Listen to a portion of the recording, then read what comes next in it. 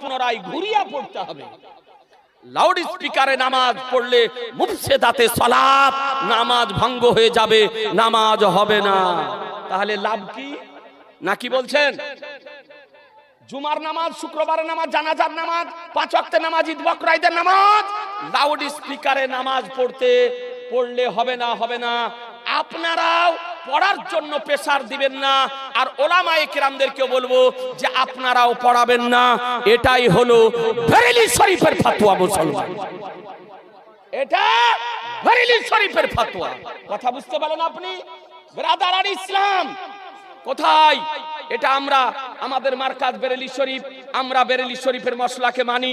এ brother আল ইসলাম, তাই আপনি না জানা অবস্থায় যদি পড়িয়ে থাকেন সেটার বিষয় হলো আলাদা, আর জেনে নিলেন এরপরে পড়িয়ে নিলেন। লাউড স্পিকারে আজান দেওয়া যায়, সালাত দেওয়া যায়, ওয়াজ করা যায়, ঘোষণা করা যায়, কিন্তু নামাজ হলো একটা বিশেষ ইবাদত। নামাজে হলো আপনার মুকাব্বির করা সুন্নাতে নবী, মুকাব্বির করা সুন্নাতে নবী। এতে অনেক ক্ষতি আছে। লাউড স্পিকার আপনি অন করে নামাজ পড়ছেন, লাউড স্পিকারে নামাজ পড়ছেন, যন্ত্রের জিনিস বন্ধ হয়ে গেল, আপনার নামাজ সব ছত্রভঙ্গ হয়ে যাবে। হবে না? হবে না? ছত্রভঙ্গ হবে না? ছত্রভঙ্গ হয়ে যাবে। এখন আমি কথা বলছি, এই কথাটা হুবহু আমারই কথা না, আমার ভাষা কথাটা চেঞ্জ হয়ে যাচ্ছে বৈজ্ঞানিকদের দৃষ্টিতে? ফাকিহে মিল্লাত মুফতি জালালউদ্দিন আহমদ আমজাদি রাহমাতুল্লাহ আলাইহি ফতোয়ায়ে ফাইজুর রাসূলের প্রথম খণ্ডে বিস্তারিতভাবে তিনি আলোচনা করে বলেছেন যে প্রথমে এই লাউড স্পিকারে কথা বলা হয়, লাউড স্পিকারে যায়, লাউড স্পিকার থেকে অ্যামপ্লিফায়ারে যায়, অ্যামপ্লিফায়ার থেকে হর্নে যায়, আর সেখানে গিয়ে মুতাকাল্লিমের আওয়াজ পরিবর্তন হয়ে যায়। এই জন্য ফতোয়ায়ে ফাইজুর রাসূলের প্রথম খণ্ডে একাধিক দলিল দ্বারা তিনি মশলা প্রদান করেছেন যে লাউড স্পিকারে নামাজ জায়েজ নয়, জায়েজ নয়, জায়েজ নয়। সুতরাং আমি সমস্ত সুন্নি মুসলমানদের কাছে অনুরোধ করব যে ঈদের বকরা ঈদের নামাজ হোক বা জুমার নামাজ হোক বা জানাজার নামাজ হোক, আপনি লাউড স্পিকারে পড়ানোর জন্য ব্যবস্থা করবেন না, ইমামের ওপরে চাপ সৃষ্টি করবেন না, আপনি মুকাব্বির তৈরি করে নামাজ পড়বেন, এটা সুন্নাতে নবী আদায় হবে। কথা বোঝা গেল? বুঝতে পারলেন? না জানাতে যেটা পড়ে নিয়েছেন সেটা আপনার জন্য মাফ হবে, কিন্তু মশলা জানার পর আর পড়িয়ে নেন। কথা বুঝতে পারলেন? কথা বোঝা গেল? এ ব্রাদার আর ইসলাম। আচ্ছা, দ্বিতীয়, জুমার দিনে গ্রামে জুমার নামাজ পড়ে জোহরের নামাজ পড়তে হবে কি? সেটা জামাতে না ফরদান। আচ্ছা ভাষা গো, জামাতে না ফরদান মানে একা একা। শোনেন, সমস্ত ফতোয়ার কিতাবে বর্ণিত হয়েছে। ফতোয়ায়ে রাজাবিয়া বলেন, ফতোয়ায়ে আমজাদিয়া বলেন, ফতোয়ায়ে মুস্তাফাবিয়া বলেন, বাহারে শরিয়াত বলেন, ফতোয়ায়ে আজমালিয়া বলেন, ফতোয়ায়ে বাহারুল উলুম বলেন, ফতোয়ায়ে ইউরোপ বলেন, ফতোয়ায়ে ফাকিহে মিল্লাত বলেন, ফতোয়ায়ে তারবিয়াতে মারকাজে ইফতা বলেন, সমস্ত ভারতবর্ষের আকাবিরে ওলামায়ে আহলে সুন্নাত বলেছেন এবং আমার সরকার আলা হযরত বলেছেন, বহু হানাফি মাযহাবের কিতাবের রেফারেন্স সহকারে, যে গ্রামে জুমার নামাজ যারা পড়বে, গ্রামে জুমার নামাজ জায়েজ নয়। তবে যেখানে জুমার নামাজ প্রচলিত আছে, জুমার নামাজ পড়া হয়, সেখানে জুমার নামাজ বন্ধ করবে না, জুমার নামাজ চালু রাখবে। আর কি করবে? যদি গ্রামে হয় তবে জুমার নামাজ পড়ার পর জোহরের 4 রাকাত নামাজ, ফরজ নামাজ আদায় করে নেবে। জোহরের 4 রাকাত ফরজ নামাজ, জুমার নামাজ হয়ে গেল, জুমার নামাজের পরে পরে জোহরের 4 রাকাত ফরজ নামাজ আপনি আদায় করে নেবেন। এটা গ্রামের জন্য।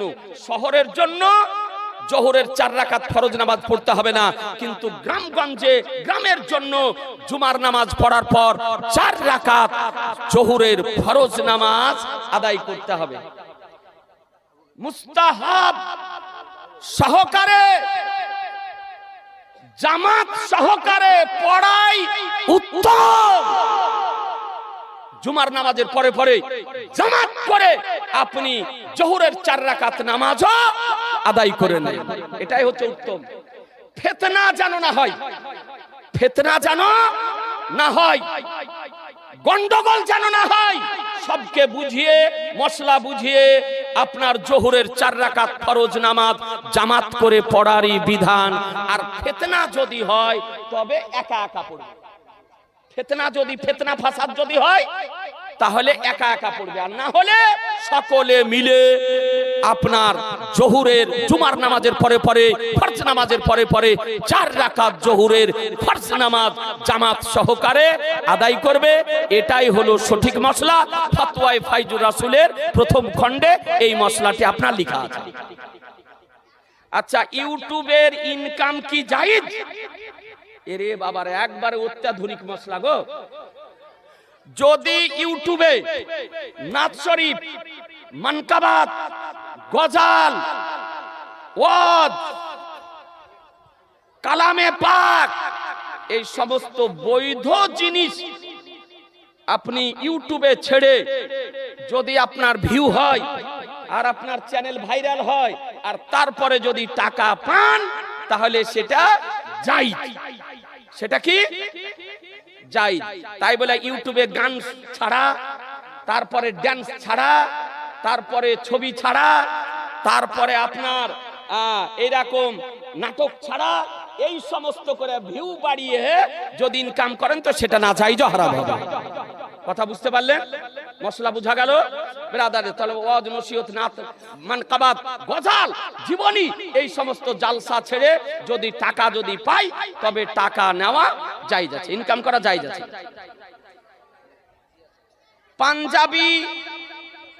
পাঞ্জাবির আস্তিন গুটিয়ে কি নামাজ সহিহ? জি না। যদি গোটা আস্তিন যদি গুটিয়ে নেয় তবে নামাজ হবে মাকরুহ তাহরিমি। এই আস্তিনকে এরকম করে গুটিয়ে যদি নামাজ পড়েন তাহলে নামাজ হবে কি মাকরুহ তাহরিমি। এই রকম করে আস্তিন আপনার গুটিয়ে আপনার যাবে না। এ বিরাদার আল ইসলাম, মসজিদের জমি ফসলের আগে ডাক করা কি জায়েজ হবে? হ্যাঁ, ডাক করে খাজনাতে দেওয়া জায়েজ হবে। ডাক করে মসজিদের জমি, মাদ্রাসার জমি খাজনাতে লাগালেন, ডাক করে 5,000, 7,000, 6,000 এরকম ডাক করে খাজনাতে খাই খালাসি যেটা বলে, এটা আপনার জায়েজ হবে, তাতে কোনো অসুবিধা নেই। আচ্ছা, কবরস্থানের জঙ্গলে বিষ দিয়ে ঘাস মারা জায়েজ হবে? যদি কোনো কবরস্থান জঙ্গল যদি হয়ে যায় আর মাটি দিতে যদি অসুবিধা হয় আপনি বিষ দিয়ে ওই জঙ্গলকে পরিষ্কার করে দিতে পারেন। তবে জঙ্গল যদি না হয়ে কবরের উপরে যদি ঘাস হয় তো ওই ঘাসটাকে না মারাটাই ভালো, কারণ কবরের উপরে যতক্ষণ ঘাসটা থাকবে ততক্ষণ আল্লাহ তাআলার তাসবিহ ও তাহলিল করবে, আর আল্লাহ তাআলার তাসবিহ ও তাহলিল করার ফলে ওই কবরবাসী উপকৃত হবে। কথা বুঝতে পারলেন? আর এমনি জঙ্গল আজে বাজে গাছ আপনার হয়ে গিয়েছে, মাটি দিতে অসুবিধা, কবর খুঁড়তে অসুবিধা, তো ওগুলোকে আপনি পরিষ্কার করে রাখতে পারেন, তাতে কোনো অসুবিধা নেই। বীজ দিতে পারেন, তাতে কোনো অসুবিধা নাই। তবে কবরের উপরে গরু চড়াতে পাবেন না, ছাগল চড়াতে পাবেন না, আপনার মহিষ চড়াতে পাবেন না, কবরের উপর দিয়ে হাঁটতে পাবেন না, কবর লাফাতে পাবেন না, কবরের উপরে ট্রাক্টর চালাতে পাবেন না, কবরের উপরে জিসিপি নিয়ে যেতে পাবেন না, এগুলো সব নাজায়েজ হারাম। সুতরাং গাছ লাগানো জায়েজ নয়, কবরের উপরে গাছ লাগানো জায়েজ নয়। ঘাস লাগাতে পারেন, ফুল লাগাতে পারেন, তাই বলে গাছ লাগানো জায়েজ নয়। একটা জীবিত মানুষের বুকের উপরে যদি জিন্দে একটা গাছ যদি তুলে দেন তো কষ্ট পাবে না? পাবে না? পাবে না? পাবে না?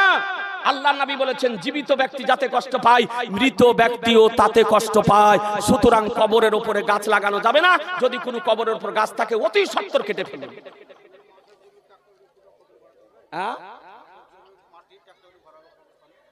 মাঠের জমি ট্রাক্টরে করে কবরস্থানে ভরা যায়, তবে কবরস্থানের বাইরে ফেলবে, মানুষেরা ঝুড়িতে করে করে নিয়ে গিয়ে কবরের উপরে ফেলবে, কবরের ভিতরে ট্রাক্টর চাপানো যাবে না।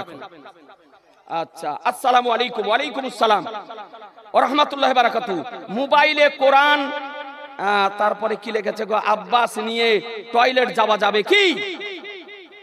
যদি মোবাইলের মধ্যে স্ক্রিনের মধ্যে আপনার কোরআন শরীফ আছে, আরো কিছু আছে অ্যাপসের মধ্যে, তো ওই মোবাইলটা বাথরুমে নিয়ে যাওয়া আদবের খেলাফ, না নিয়ে যাওয়াটাই ভালো।